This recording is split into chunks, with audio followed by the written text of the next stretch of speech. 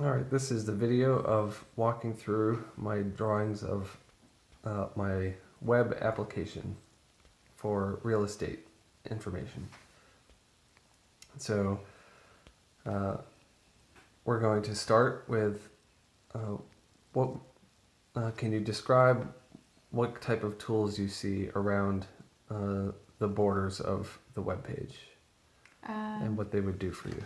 Sure. Well, when I first look at it, it's pretty obvious to me that you want to choose a home, and ideally you're using it on a touchscreen format, so you just be able to tap the house to bring up information about it. I look at these side things as an alternative to advanced search options like you would find on Zillow. It would be really neat if you could manipulate these with your fingers as opposed to having to type in information. I see price, size, number of bedrooms. It's not clear to me if this dial here is supposed to correlate to the number of bedrooms. Yeah, that was extra. Okay. And then lot size down here. Virtual reality. It might take me a minute before I got used to this symbol meaning VR, since the V is colored in. I don't know if that's It's pretty normal. This button here where it says satellite, I'm assuming that that's what we're looking at now. It wouldn't be clear to me like how satellite was different from your Google view.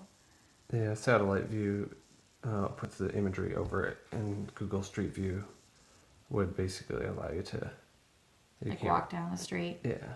Okay, and would this be something that you tapped and then it brought up a new window?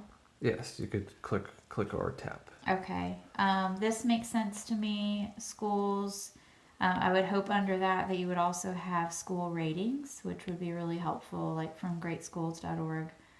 Crime, sales. It might be interesting to include in here information about rentals versus ownership. Demo isn't a word that would jump out at me, as I would think more of a how-to is what you're going for, but demo might not be an apparent word to everybody. Tools and options. Without being super familiar with the app, I wouldn't necessarily know what those two could offer me that these dials down here would offer. All right, so Yeah. let's we'll navigate through the app. So if you Okay, tap, so I chose a house. you would choose a house, Okay. and then it would zoom in, and you would see a description. Is it apparent what these would do?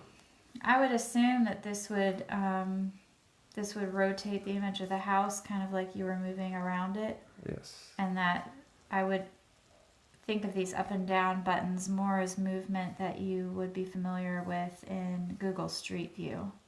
I'm not sure if that's what they're intended for. Yeah, like zooming in and out, basically. Oh, okay. I think the plus and the minus is more intuitive for zooming in and out, since you already are using arrows for that. And then, so if you were to want to look at a photo, you would select a photo, and then that would jump to where's the photo view? Okay. The photo view. And is it apparent what the buttons on the top, bottom, left, and right do? Yes. Though I would recommend adding in here that you always have an option, like a house down here or something, of clicking back to your main, which one was it? This one. Your main home page, almost as if this was the home page for the house. So you always have a way of getting back there, because floor plan then would bring you to floor plan. VR would bring you through, video or picture tour. So if we go back to the main home view, and you wanted to contact the agent, you would click on Contact Agent, Right. and that panel is intuitive. Yeah, it looks pretty similar to what you're already used to seeing. And then if you, what else jumps out at you for communicating with the agent? As far as like your chat, Yes. um, So if you were to click there, then a chat bubble would open up okay, where you could chat in real time. okay, and would With there the be agent. would there be some way of knowing based on colors of this whether or not an agent was available in real time? Or Yeah, the idea would be that would actually be SMS and be texting, a okay, text conversation, or they were at their computer.